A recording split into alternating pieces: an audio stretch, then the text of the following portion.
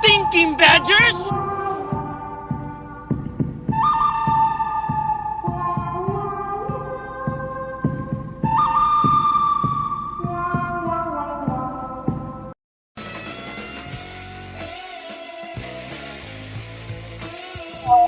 And we'll turn down the music there. I'm here with Brett R. Smith. Hey, Brett's a colorist, comic book of the highest order. Hey, Brett, can you tell me what I want the audience to know? What new project are you working on? Right now, I'm working on something for Eric July. I'm going to be coloring a book for him. I'm not sure if I should say what it is or not, because I don't think he's announced it. So I'm going to let him announce it. Okay. But yeah, I'm going to be coloring a 64-page graphic novel for Eric. And then my girlfriend, Lisa DiPasquale, and I are working with an artist named Paul Ravoche, who I've worked with many times. He's an animator for Warner Brothers and also a graphic novel artist. And we're working on children's book. So that's kind of outside of what I'm coloring for other people going into 2024. This children's book, and it's going to be a series actually, but this first one is what I'm going to be focusing most of my time on outside of coloring duties for other people. Well, we could definitely use some good children's books out there. You're going to like it. So when I've got some stuff to show, I'll definitely share it. And I think people will be really excited because it's really cool. Okay, well, 2023 is behind us. And I just got to say, we both went and saw Godzilla. Mm-hmm. Greatest movie I've seen in a long time. And warning, there will be spoilers in this. So you've been warned in advance. また悪い夢。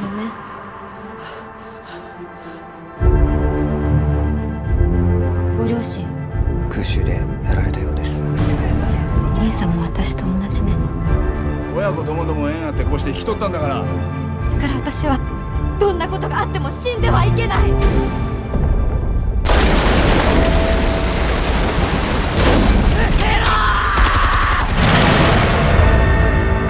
銀座を襲ったあいつ。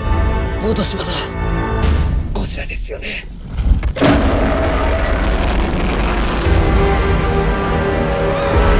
あんなもん倒せっかありません。東京がまた火の海になるのは見たくない。戦争が終わってないんです。今度の戦いは未来を生きるための戦いなんです。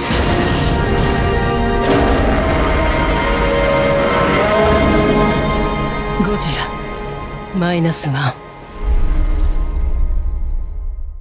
Brett, I know what I liked about it. Why don't you lead off? You know, I think what I liked about it the most was that it's a return to traditional storytelling. It's just basically compelling characters, great story, characters that you can relate to, characters that you invest in, that you care about. And a nice balance between the story about the people on the ground and the monster. I felt that there was a nice balance. It wasn't too much of one or the other. And in comparison to the American Godzilla films that we get where they cast Millie Bobby Brown or Matthew Broderick and Tom Hiddleston, all these stars, they never seem to be stars. They never seem to be characters that you care about. They pay money to get these stars, and yet they don't really do anything. They're just sort of like observers from the ground, right?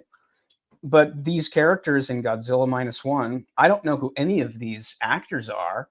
I couldn't name one because they're completely unfamiliar for me because they're Japanese actors. They did a better job as the characters on the ground battling Godzilla and also battling their own personal demons than the characters in the American Godzilla movies, who I feel are just sort of wasted. I think you could put any actor into the American Godzilla movies. It doesn't have to be necessarily stars, but they do that in order to get people in the seats. Oh, we'll cast Millie Bobby Brown because then that'll make all of the Stranger Things fans come in and go see our movie. Right. That's not always a guarantee. And even if you do that, they're not really giving these actors like Millie Bobby Brown interesting roles in the movie. So I loved the actors in the movie because I could relate to their stories. And the monster was also awesome from the standpoint that most of the time when you're watching a Godzilla movie, he's either battling another monster, so he's kind of this anti-hero, and he's defending his territory, which is Japan. Whereas this went back to the original 1954 Godzilla. This was kind of a reboot of the original, and it was truly terrifying. The Godzilla sequences were, the stakes are ratcheted up in a big way because you really do feel like everybody is a target, and that anybody and everybody is going to die. And And this the Godzilla, destruction, the atomic breath, basically being a thermonuclear bomb going off. It was intense, man. The sound, everything.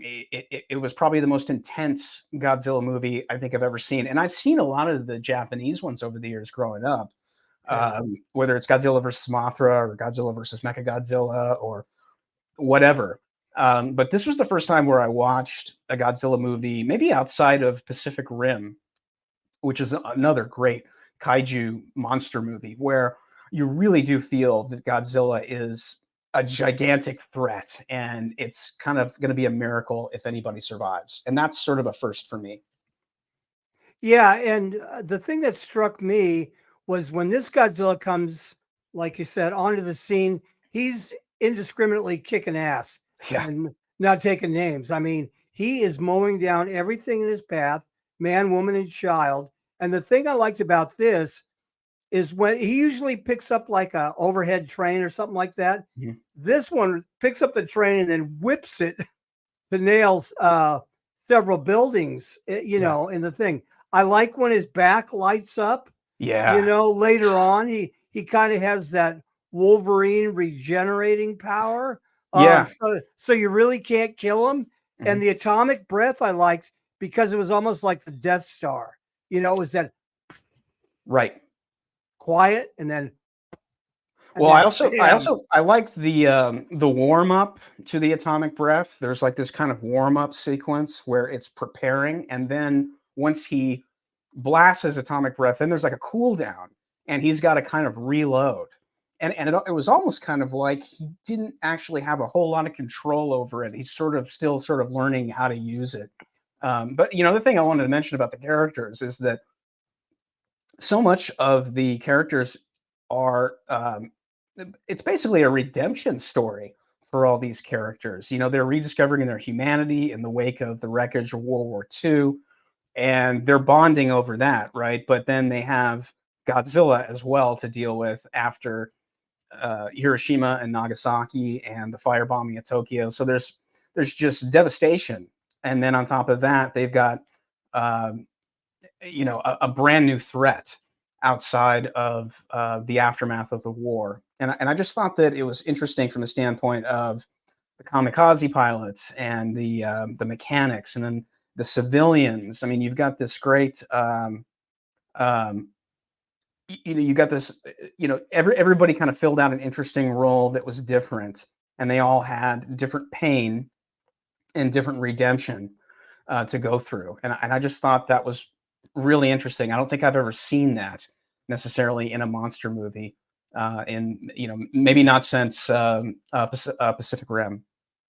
Well, and the thing that pulled me in, it has all subtitles, but the acting, Brett, was so good. I mean, it sucks you into the story. I Yeah, mean, the subtitles were gone. This acting and this screenplay were really good. I've been to yeah, Japan before. The people really act like this. When they're disgraced, that was a real good representation of yeah, being disgraced. He meets this girl with the baby. The thing I really liked, because I'm a grandpa, was the shots, the cinematography on the baby. They yeah. got really good shots of the baby, like they did in the original Willow movie. Those Mm, shots Ron Howard would get, the cute baby shots. yeah, This yeah. this baby, in his scenes is stolen. And when the Mhm. baby was upset, I don't know if they had to pinch it or whatever, but uh, you know, um, the the baby was great, and the Yeah, way this family formed together of 3 people who are not connected at all, Mhm. and are just out there to survive, Mhm. was a really compelling story. And Yeah. even when you get to the end, and I'm not going to spoil the end, but there's like 2 endings, and it was like you go, ah, Yeah. and then you Yeah. go, oh, again, It was really satisfying. That's another thing, one of the issues I have with American movies is that they don't these modern writers just don't seem to know how to craft a third act, which is Right. satisfying.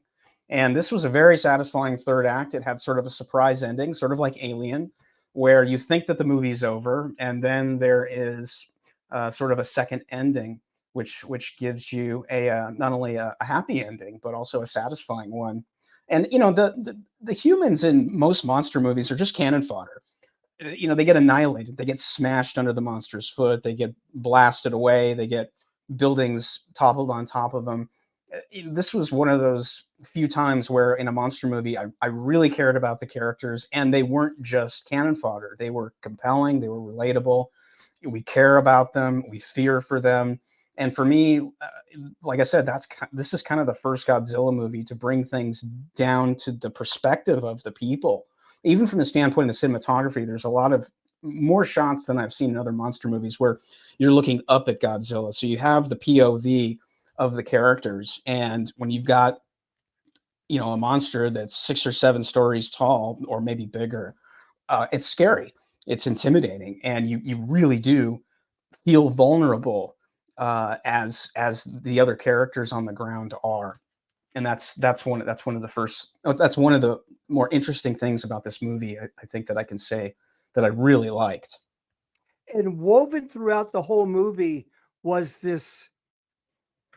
the girl is wanting the guy to live. I want you to live.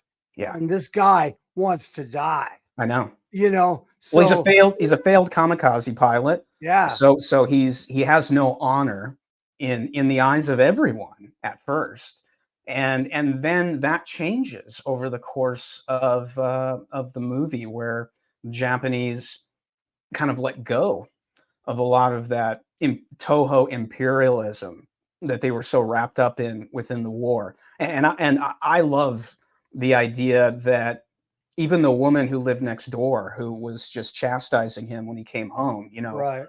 even she changed, and she began to grow, and her character had an arc similar to the others, where she wants to see him live. She wants to see him marry the girl, and therefore kind of adopt the baby and become a family. And even the guys on the boat, want Koichi. I think that's his name. The main character, the failed um, dive bomber. They want him to live as well, and I love that as well. The mechanic finally comes around, Right. and That whole thing of he really hated the guy, yeah, and he had to write him so many letters. Finally, the guy shows up, and he's still pissed off, yeah, but it's real, yeah. it's real. Well, and one of the things that I identified with in a lot of ways is I know a lot of vets, those who some special forces. In fact, I know quite a bit of special forces guys, Navy SEALs and Green Berets, and one of the things that those guys live with is the not only the PTSD but the survivor's guilt, and Right, that right, kind of right. hit home for me because I see that in them, and that made the lead character. I think it made me invest in him and want to see him overcome his demons, and live to fight another day, man. And that's ultimately what we got.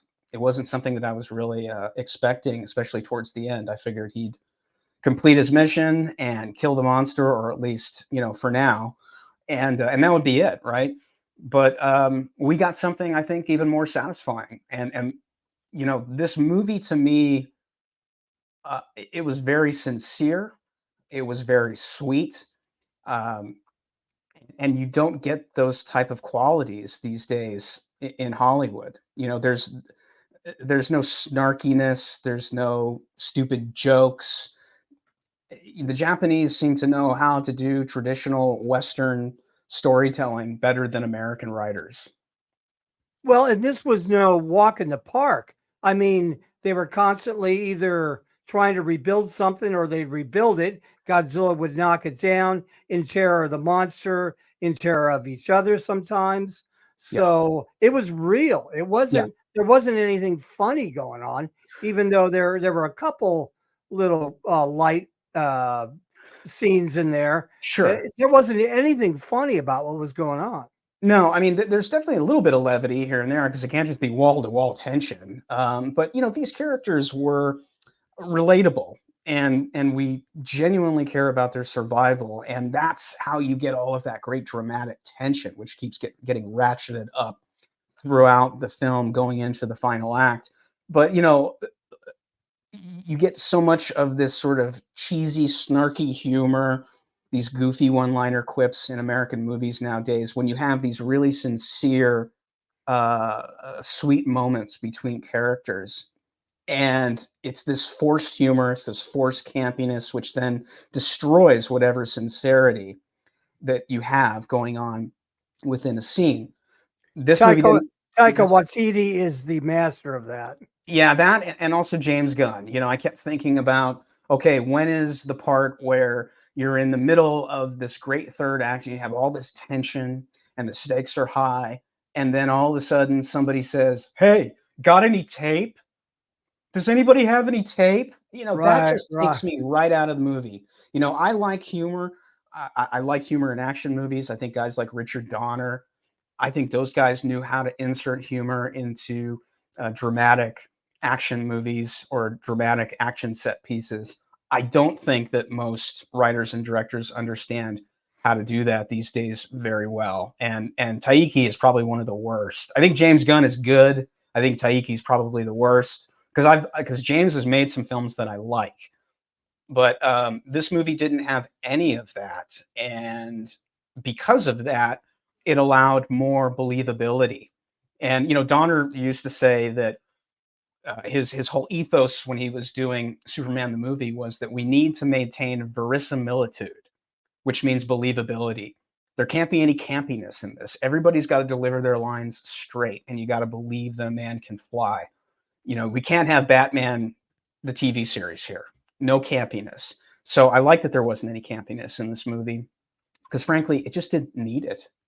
Right. And, it was a satisfying ending. Plus, Yeah. there's a chance for a sequel. They set it Yeah. up to where it's like, is he dead or is he not dead? Yeah.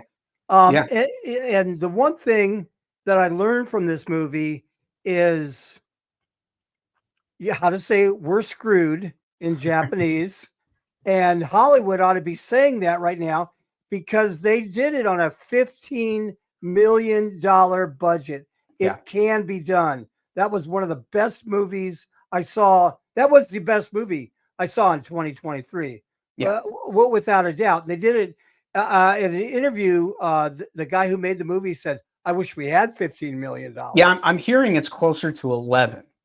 Yeah. Which is stunning. Go figure how, Well, the director is also the writer, and he's also the head of special effects. So that's kind of a triple threat that you don't get unless you're dealing with somebody like James Cameron or maybe a George Lucas or someone like that. So he understood within the story and the movie where to use practical effects and when to use CGI and when to use a blend of the two. And I think that having that triple threat of writer, director, special effects lead, that's probably how they were able to keep costs down and ultimately do more with less. So, I mean, it's a small budget. 11 to 15 million doesn't really matter. But, so much these days, filmmakers have all of this CGI and all of these things at their fingertips, right? And I think that they end up relying on that stuff too much, and it becomes a crutch. And it's like we'll blow them away with all this spectacle and all this razzle dazzle, and we don't have to really worry about the story so much or the characters or the dialogue because they'll be blown away by all of this CGI spectacle. And I just think that audiences are tired of that. I'm certainly tired of it. I think that you can tell a great story about compelling characters and not have to rely on big flashy special effects from start to finish. And this movie certainly shows Hollywood that it can be done with a whole lot less, but you're going to have to up your game when it comes to the story and the dialogue and the characters. And that's harder to do, than just inserting a bunch of CGI into something. Yeah. And so we both give Godzilla -1 a +2. 2 thumbs Absolutely. up. You got to go see the movie. I can't wait. I got to see it on big screen. I would say see it on big screen. IMAX if you can. Our theater over here, our little Cinemark, doesn't have IMAX, but it gets loud when that monster shows up. It gets, and I'm a rock drummer, and it got loud for me, and I was like, same here. But that added to the tension and the drama, and it made it immersive. It made you feel like you were right there. The sound that took me by surprise, especially when he attacks the city that they live in, and he takes out the train car, and then unleashes the atomic breath for the first time, which then or the second time, which goes up like a nuclear bomb. And the other interesting thing I remember about that was, like a nuclear bomb, it blasts everything out and then it sucks it all back in. And I thought that realism made the stakes even higher. Because you fear for them. You really do. You fear for everybody on the street level. Interesting geek thing. It showed the black rain too. Yes. Yeah. I was like, oh wow, that's real as you can get. Well, and it reminded me of Ridley Scott's Black Rain, where one of the Japanese leads talks about the aftermath of Nagasaki. I was 10 when the B-29 came. My family lived underground for 3 days. When we came up, the city was gone. Then the heat brought rain. Black rain. You made the rain black. And shoved your values down our throat. We forgot who we were. Where the rain was turned black because of all the ash in the atmosphere. And I thought that was just such a beautiful touch, and at the same time just terrifying. This film definitely has some homages to past films like Jaws and Jurassic Park, and if you're and they're done very subtly, right? They're done in a way that's not like super obvious, which I really liked. It's okay, it's dead. Nobody move a muscle. But it was just done just really well. It's just such a good movie, and it's not something that you expect on this level from a monster movie. But like I said, at the end of the day, it's traditional storytelling 101, compelling characters you love and relate to, and the relationships they have amongst each other, plus this common goal or obstacle that they all have to come together and overcome, which pushes them all to their limits. And, there's no agendas, there's no activism. This is just pure escapist entertainment. And it reminded me of why we go to the movies. Yeah. So we love the movie, and now it's time for... We don't need no stinking badgers!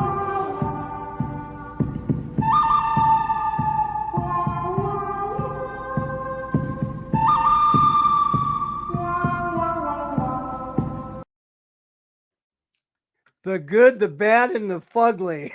We're gonna me and Brett.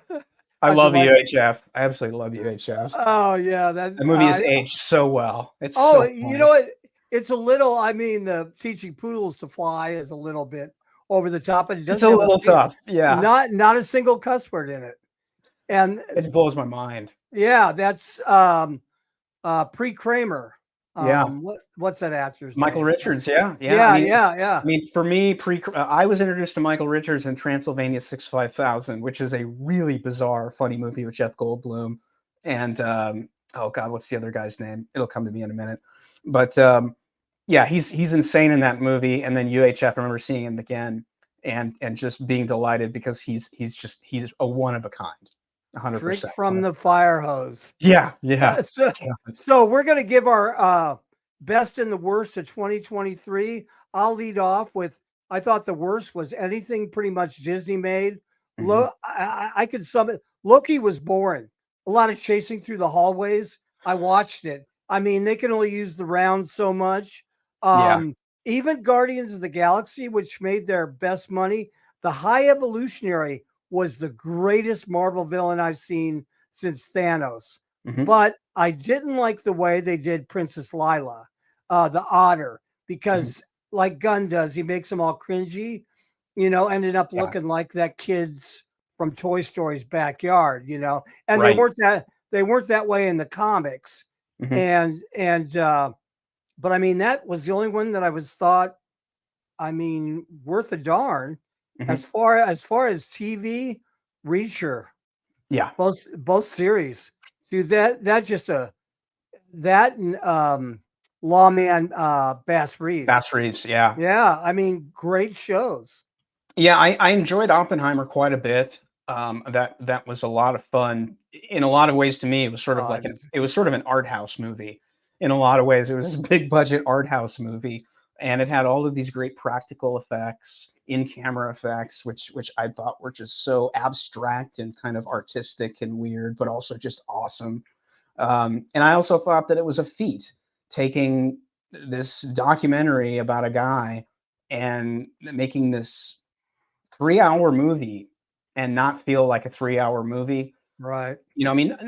All dialogue. Nolan has his highs and his lows, right? He's made good films. He's made okay films. I don't think he's ever made a stinker necessarily, but I think he is one of the last great auteur directors, and you know what you're getting into when you go to the theater to see a Christopher Nolan film, and there's a certain level of excellence that he demands, and you see that on screen. I enjoyed Napoleon as well. I'm a big Ridley Scott fan, always have been. I know some people had some issues with historical accuracy and the dialogue. I think if you watch House of Gucci and you see sort of how some of it's probably a little bit improvised and sort of loose with the dialogue, I think some of that carried over into Napoleon. And Napoleon sort of also had a little bit of an art house feel to me. Obviously the set pieces and the battles and everything are big and grandiose and epic, like you would expect Ridley Scott to do. But the small intimate scenes between him and Josephine, I liked, and I thought were at times funny and playful and kind of rowdy in a weird way. It was, I think Ridley allowed Joaquin and others to kind of play a little fast and loose with some of the performances, but visually it's a 10. You can argue whether or not it works as a movie about Napoleon. I think that it did in a different way, but I think people's expectations were different. I also really, really liked Ferrari. I'm a big Michael Mann fan. That's another one of those guys who just blows my mind. And he's been trying to make this movie for 20 years. So again, $90 million movie, $90 million independent film. Okay. None of the studios were a part of this. It was a new studio called Neon. And I really enjoyed it. Adam Driver is just a beast. He's fantastic. He might be my favorite actor right now who's young, and he's just so talented. Penelope Cruz is amazing. They tried to age her, which is hilarious because it's kind of impossible. She's just beautiful. Yeah. Shailene Woodley, I think her name is. She was great. But the guy who stole Ferrari for me was Patrick Dempsey. He's got a small role, but he plays one of the racers who's a real guy. He's got this white head of hair, this platinum head of hair, and he was great because I just kept thinking to myself, man, this is the guy from Can't Buy Me Love, and which is one of my favorite 80s movies. And now he's starring in a Michael Mann movie. And Patrick's also a racer in real life. He loves to race cars, kind of like Adam Carolla and James Garner and Paul Newman. Those guys were avid amateur racers back in the day. Right. And it was just, I just kept thinking, this is so exciting for Patrick to be not only in a Michael Mann movie, but playing a racer, which is something he does in his off times, a race car driver. So it's not, Ferrari is not Ford versus Ferrari in any way. It's a very different movie, but Right. I really enjoyed it. And when you take a look at the type of guys that Michael Mann has done movies about, whether it's Neil McCauley in Heat, or whether it's James Caan in Thief, these are all like high functioning dudes that like are really good at their craft and demand excellence. And they might be kind of flawed people in real life, but what they do within their profession is on another level. And I think that's kind of who Michael is in a lot of ways. So I enjoyed it. A lot of people didn't, and it didn't make much money. I mean, I think Ferrari's made about $10 million, maybe. So it's a loser from the box office standpoint, but I encourage people to check it out because it's a Michael Mann film, and you get a certain this certain level of excellence with Michael that you don't get with other filmmakers. So, but I'm with you. I think Disney just shit the bed over and over again. They just love it. They are like chronic bedwetters at this point, and it's too bad, man, because they've got all of these great IPs and these licenses, and they're doing nothing with them other than ruining them, essentially. So Let me Reacher as well. I'm season 1's a little bit different than season 2, but I'm enjoying it a lot. I still like the team. It's kind of it goes more into depth into the whole team, Yeah. and I thought it was cool. It can't be the same as the first one. The one thing I have noticed is that season 2 is far less graphic and far less gory as season 1, and I don't think that's a bad thing. I think that sometimes that gore and that that graphic bloody violence sometimes can turn certain people off. So I like that they've dialed it back a little bit, but you're still getting great action and whatnot. So and each book that Lee Childs has done is different. So I didn't expect it to be the same, and I don't expect season 3 to be the same. It'll be probably different, given that they're basing all of these on his books and sticking to his source material. Well, and it's on a real cliffhanger right now. Did you see the last episode? Yeah, I mean, and the helicopter. I don't know where it's going. I don't know where this is going with the Swan guy. I don't know if he's going to be the guy and it's going to be this flip, or if he's being blackmailed or what's going on. But I love the fact that there is a mystery that they're trying to solve, and the special investigators are on it, and I'm enjoying it. And I love the female love interest. She's great. I love that they're dressing her sexy. They're not trying to cover her up or anything like that. And she's a badass. She can fight alongside the boys. Yeah, it's great. It's a great show, and I think that Alan's a great actor, and I think that he's we're lucky to have him because it's been a long time since we've had sort of the straight male action lead who is big and buff and an unabashed hero, does the right thing, is not an anti-hero. He is a hero. And that's something we haven't really seen since the 80s or the 90s. So it's fun to have that kind of character back. And obviously, people want more of it. And the female actor shows what you can do with a pair of heels, too. Yeah, right. So there's a couple that I missed. Muzzle with Aaron Eckhart, I want to check out. I missed that. Aaron's also going to be in this movie called The Bricklayer that's coming out next year with Rennie Harlan directing. That looks fantastic. There's some stuff I definitely missed. Gran Turismo I missed. I've heard great things about that. That was really good. Yeah. I enjoyed Air. I thought Air was a lot of fun. The Lakers show, the Winning Time on HBO, fantastic. Not as good as season 1, but season 2 is fantastic. They canceled it. They were planning on a season 3 because the book it's based on is the entire dynasty of the LA Lakers in the 80s. I loved what they did on that. I also missed The Killer. I want to see that because I do like Fincher. And I missed Equalizer 3, which I heard good things about. But that was really, really good. Yeah. Yeah, but you can't go wrong with Denzel, man. No. He's supposedly in the new Gladiator movie too. Yeah, and then he's also been cast as Hannibal Barca He and Antoine Fuqua are going to shoot a General Hannibal Barca movie, I think this year. And, of course, everybody's up in arms about, or some people are up in arms about them race swapping Hannibal Barca, even though nobody really knows what skin color the guy was. And I don't think it really necessarily matters as long as the actor is bringing something great to the role. And Denzel does that every time, man. So I mean, oh yeah, that's definitely the elephant in the room there. Well, if Sean Connery can play a Moroccan prince with his Scottish accent in The Wind and the Lion, and that's John Milius, okay, then I think Denzel can play Hannibal Barca, because they're two incredible actors, maybe some of the best that we've ever seen. I think easily the best we've ever seen.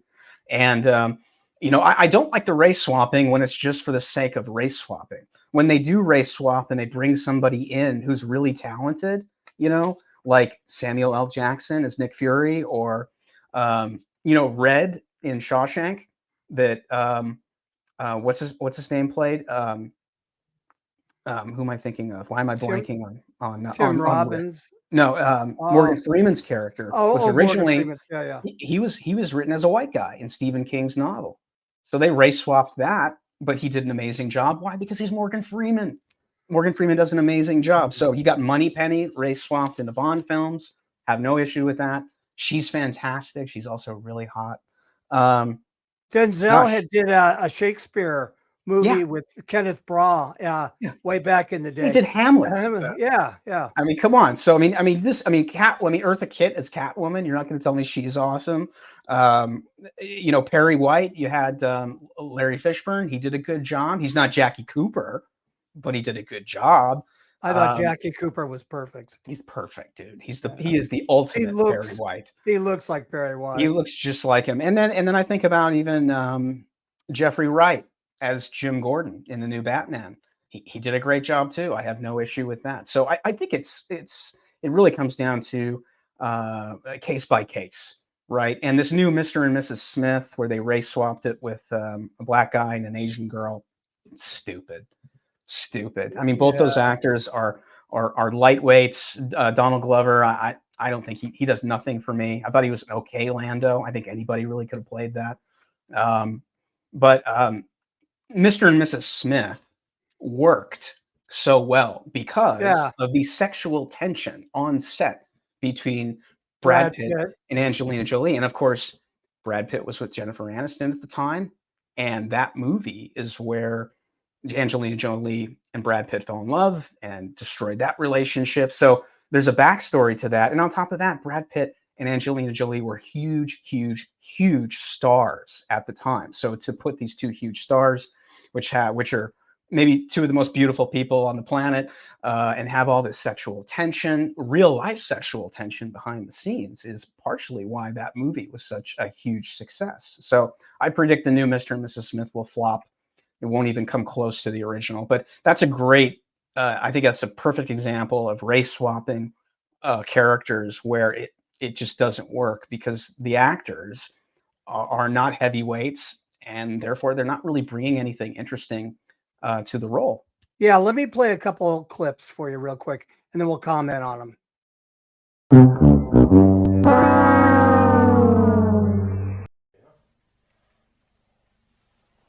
Wow.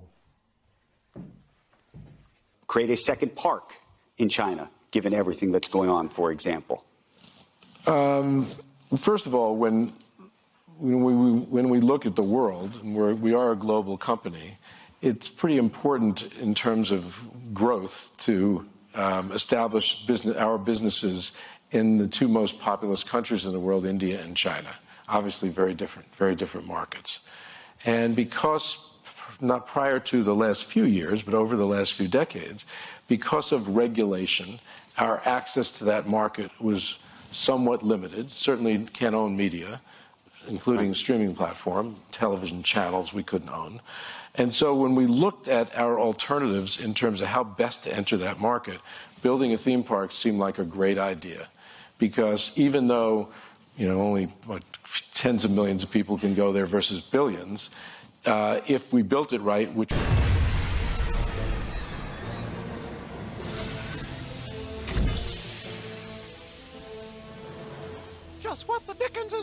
in here, huh?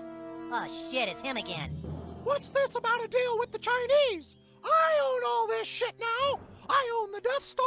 I own Tatooine. It's all mine. More?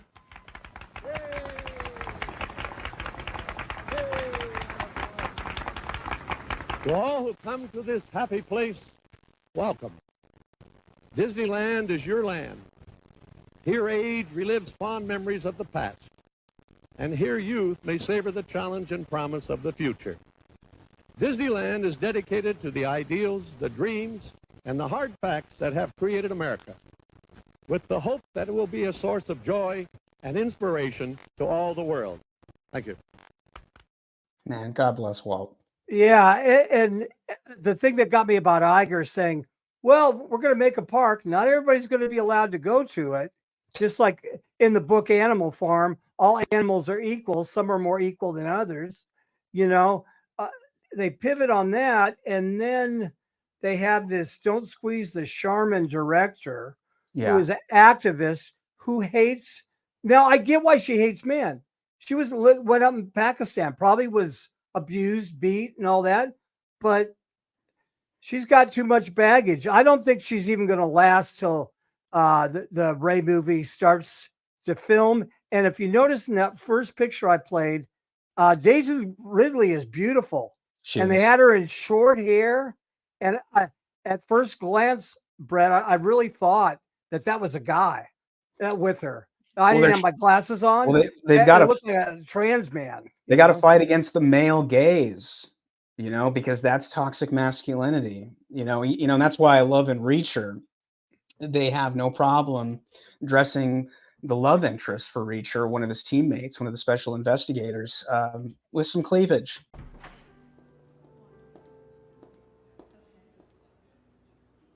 Not one word.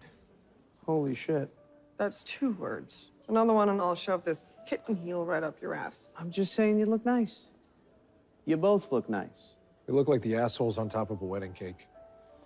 Here, I'll pay you back in a month when my pension lands. Yeah, your pension won't cover that suit, or the hotel room, or the plane ticket. I'll pay you back in 2 months.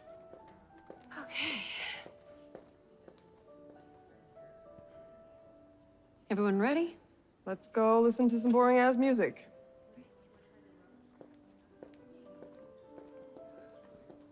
And wash your mouth, boss, you're catching flies. You know, I mean, she's beautiful, right? And she shows it off. And I just think that there's nothing wrong with sexy girls, and there's nothing wrong with big, buff, handsome dudes taking their shirt off, because that's part of why chicks love Reacher. They love seeing Alan Rickson take his shirt off, and there's nothing wrong with that. You know, there's a reason why Tony Scott did the volleyball sequence in Top Gun.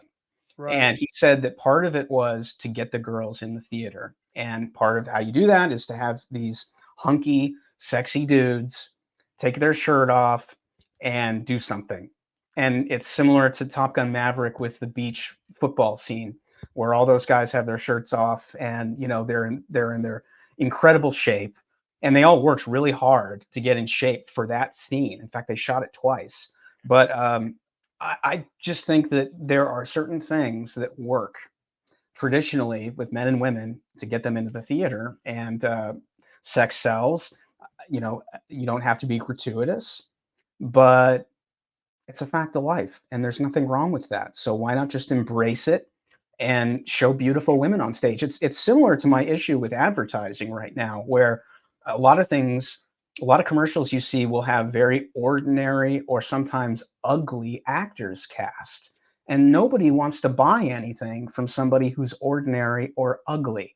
They want to buy something from somebody because when you buy things, you are realizing your dreams and aspirations. And part of buying the watch or buying the phone or buying the stereo or buying whatever, I don't care what widget it is, the person advertising it or modeling it, you see yourself as. I want to not only own that, I want to be that guy. And part of that is casting handsome, attractive people. And it's no different here. She's a very pretty girl. She's beautiful.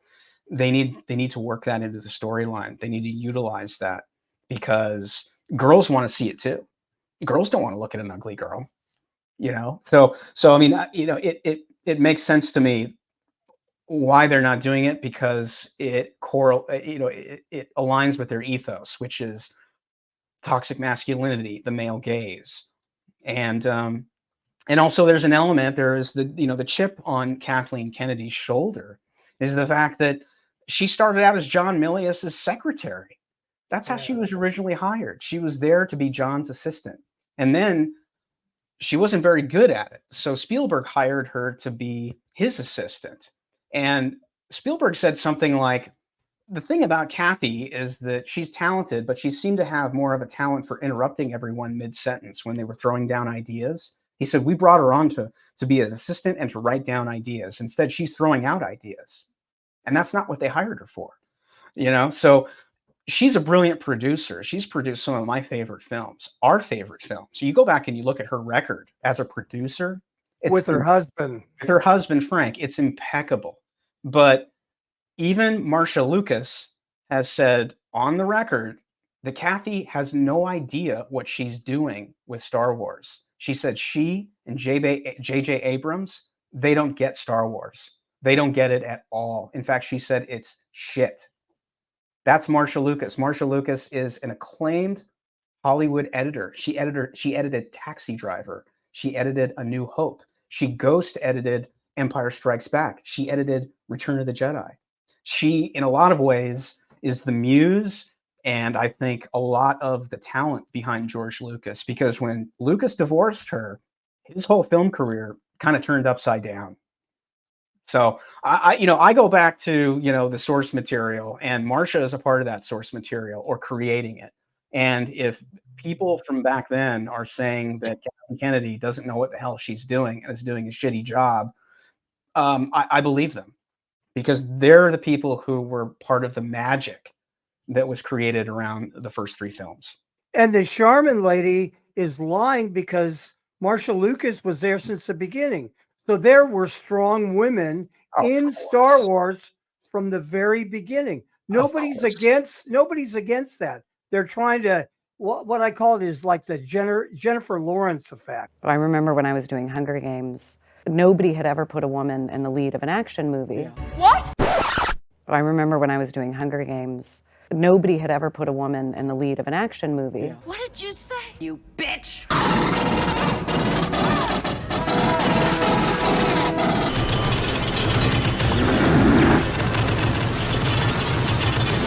Hi! Feeling a little inadequate? I like pain. Because it wouldn't work.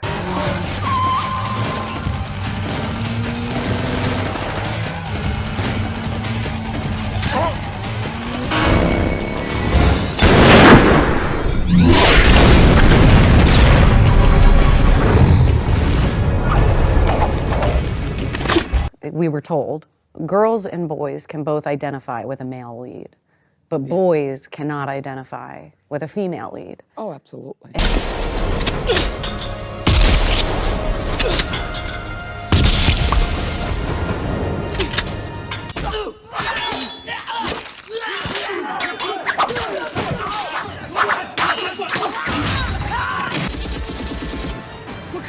I'm going in!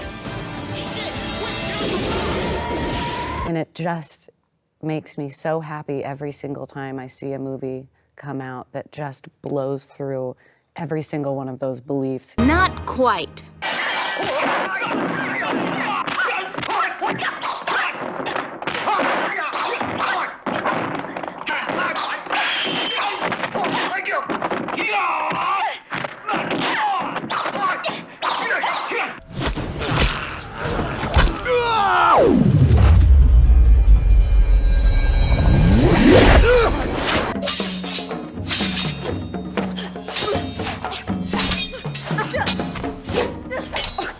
And proves that it is just a lie to keep certain people out of the movies.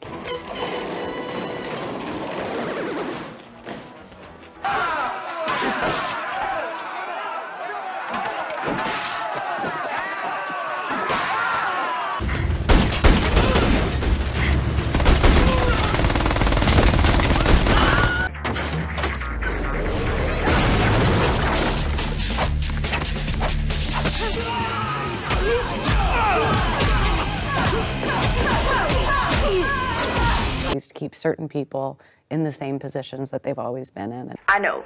That's the idea.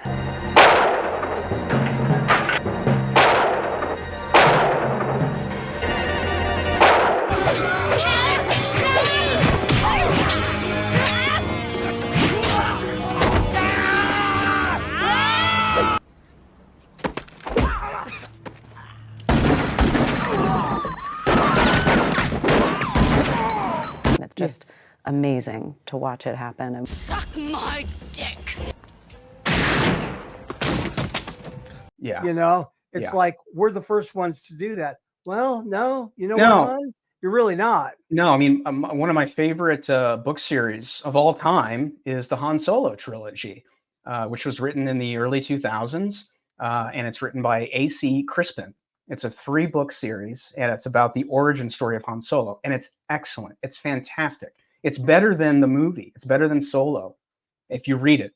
A.C. Crispin is Anne Crispin. She's a woman, similar to S.E. Hinton. S.E. Hinton, who wrote The Outsiders, and That Was Then, This Is Now. That's a woman. And you'd never think that a woman could write men so well. I never figured that a woman could write Han Solo so well. And I didn't discover that A.C. Crispin was a woman until I was done with the series. So I think that she probably used her initials in order to probably not chase off potential customers who were discovering that a chick is writing Han Solo, but frankly, she does it in an amazing way. One of the greatest writers on the Rockford Files was a woman. It was one of James Garner's assistants who wanted to write a story. She wrote a script. James said, "This is fantastic." And they just kept going because she was fantastic at it. So you never know where you're going to find talent. And there's strong women out there today. Your Lisa is perfect at that. Right. And Coulter, who doesn't take crap from the right or the left, you know? Oh my gosh, I love to see her get her hair up.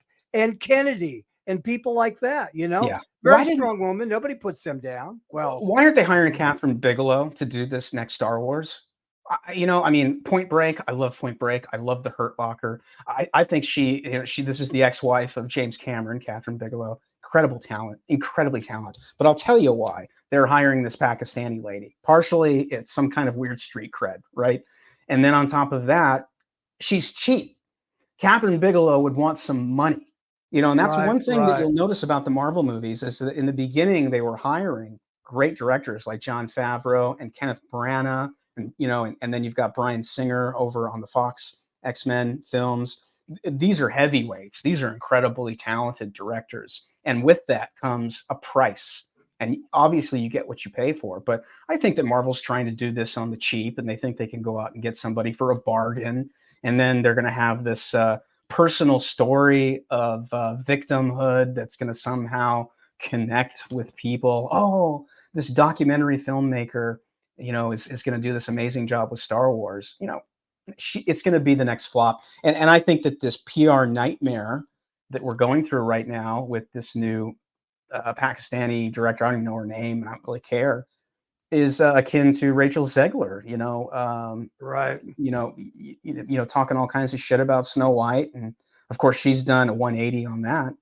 A 180 or 90-degree turn. I think a 90-degree turn. 180, she'd come back around.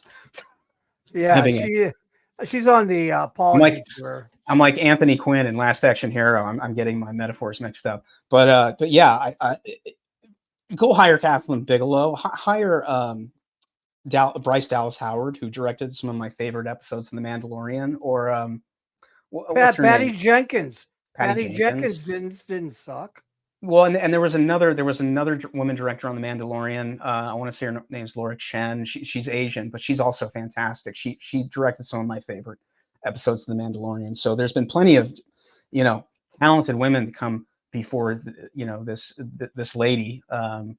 I don't get it, but at the same time, I don't understand really anything Disney is doing. It just seems like they're in this insular bubble and they're listening, kind of like Bud Light.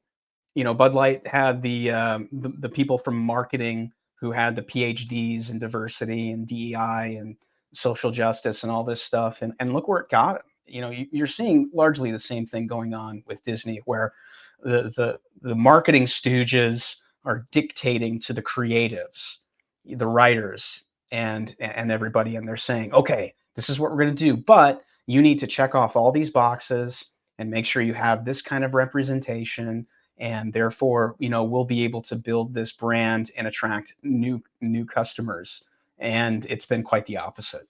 Where do they get the money from? China, maybe, or who knows? It's speculative, but they I'm starting seem to to think not so. run out of it. You know. Well, if you wanted to, if part of demoralizing a culture and demoralizing a people is destroying things that they hold valuable. And our culture loves Star Wars. They love Disney. These are things that we hold value within our culture, right? It's things that's beloved pop culture. So if the Chinese are trying to subvert, the commies are trying to subvert things from within, education, um, journalism, of course they're going to try and subvert entertainment. So I think it makes kind of sense to take this beloved brand like Star Wars, which has always been largely male centric. Girls like it too, but it's largely been a boys brand. It's partially why they bought Disney. Was okay, we've already got the princess brand. We've got the girls corner, Right, right? right, right. Now we want the boys. So we're going to buy Disney, we're going to buy Marvel. And then along the way they decided, "Oh, let's turn these male centric and boy centric entities and IPs into princess brands," like Chris Gore said. And like Chris Gore has been repeating, turning Star Wars into a Disney Disney turning Star Wars into a princess brand is going to turn out to be one of the costliest moves in the history of entertainment. And I think he's 100% right on. Right, and I'm glad that him and Alan Ing are exposing the nightmare from animators. Quite a few animators within Disney of what's really going on. So Yeah. kudos to Film Threat. Well, That's great. Brett R. Smith, they can find you on Twitter and all over the place. Pop Culture Warriors, Post Millennial, where he's there with Lisa Di Pasquale. Did I say her name right? You got it. Yeah. You got it right. Good. But yeah, check them out. I'm on Twitter as Dr. Gonzo. Brett, I know you got stuff to do. Good luck on the ISOM stuff. I think India is going to be the way to go with comics. I haven't bought a new comic in I don't know how long. I'm buying ISOM. There's somebody else making something new. I forget the name of it, but I'm checking out the new stuff. Yeah, there's one that I just interviewed, Paul Thayer. He's got a book called Project Now. Yeah, that's it. Yeah, it looks great. It's really cool, man. And he's got some great talent, and it looks like a fun story. I'm going to order mine today. I think he's got an in-demand store in Indiegogo. But yeah, the indie comic scene is fun, and it's amazing. Every time I turn around, I see more and more of my friends who are pros, whether it's Tony Daniel or Francis Manipool. They're all going creator-owned. They're all doing their own thing now. They're not working for Marvel and DC anymore. They're creating their own comics, and they're either doing distribution through Image or through other publishers, but a lot of them are doing crowdfunded, or they're doing it on their own time. So it's an exciting time for indie comics, and there's a lot of new exciting things happening outside of Marvel and DC. So it's not all doom and gloom. There's definitely a lot of bright spots. And Paul is he's just a guy who owned some gyms and decided that he wanted to make a comic book. And so he went out and he hired a great team, and now he's on his 3rd or 4th issue. I think that Project Noesis is like a 120-page graphic novel. So between what, he and Eric July and my buddy Andy Smith and Graham Nolan and Chuck Dixon, there's some massive proven track records. And that project, some of that artwork looks 3D almost. It's really well. It really pops, man. It pops right out there. Yeah, that was the thing for me. The art's got to be convincing. It's got to be authentic. Otherwise, I just kind of, I don't really even pay attention. But that stuff jumped out at me and grabbed me by the throat. And I was just like, what is this? This looks killer. The other thing I was going to mention is, on the film front, Chuck Dixon's novel series called about Levon Cade, which is a character he created. That has been bought by Balboa Productions. Sly did a script. Jason Statham is going to star, and David Ayer is going to direct. So on top of Reacher, we're going to get another buff male, straight action star on the big screen. And I think they're going to start filming in the spring for, they're going to adapt Chuck's first book called Levon's Trade. And there's a number of books in the series that Chuck has written, but Sly bought it, I think, about a couple of years ago, and originally wanted to do a series. And then David Ayer took a look at it, and they decided to sign on for a 3-picture deal starring Jason. Jason loves it. Jason's really excited because Jason just wants to fight and do his own stunts and kick ass on film. So I'm excited for Chuck, and I'm excited for all of us because we're going to get another kind of Reacher sort of character with Levon's Trade. And so there's lots of bright spots, lots of bright spots coming up. And we were talking about Disney, whether or not they'll change or not. Amazon Prime's changing with Reacher and the Terminal List. Paramount is changing with Tulsa King and more Taylor Sheridan stuff like Bass Reeves and more Yellowstone. And Taylor's got a new series coming out called Landman, which is all about the oil business, which is going to have Billy Bob Thornton. There's a lot of exciting stuff. So these studios are starting to understand, like a lot of corporations, that this DEI and this SJW and all of this equity, it's crap. It's absolute crap, and it's a loser. So I want to see the entertainment industry, kind of pivot away from that. And I'm starting to see it, which I think is really positive. Is there going to be a final season of Yellowstone? Have you heard? Yeah, I mean, I think that they are trying to hammer that out, and I have heard that they're going to potentially start shooting that in November. So, I don't know if we'll see it this year, but I do. Yeah, I'll be pissed if they don't. Well, and I know McConaughey. they're in negotiations with McConaughey to keep a Yellowstone going past Costner, but they're arguing over money. Matthew wants probably a pretty large paycheck, and then they're already paying Taylor pretty much whatever he wants. So, Paramount's going to have to divvy up some cash, but I think they'll do it because so far, I don't think there's a weak link in Taylor Sheridan's work. I haven't seen Mayor of Kingstown, but everybody's telling me I've seen that. I've seen it all seasons. And Jeremy, thank God he's okay. I know, man. He's going to start shooting the new season pretty soon, I heard. Yeah, so I'm thinking Lisa and I are gonna catch up on that. The other thing I picked up the other day, and I picked it up on bootleg because I do not have Apple TV, is a show called Slow Horses, and it's got Gary Oldman. Yeah. It's about MI6. My buddy James Dellingpole, who writes for Breitbart, great guy, recommended it. So I found it on eBay. I found some bootlegs on eBay, and I bought seasons 1 and 2. So we're gonna start watching that because I will watch pretty much anything with Gary Oldman. That guy is just an absolute boss. Tinker Tailor Spy. Yeah, that's another great one too. Yeah, man. Yeah. Well, Brett, hey, great talking with a fellow Phoenician. Thank you so much for your time. Say hi to your dog and Lisa. Laura. Not in that order. You got it.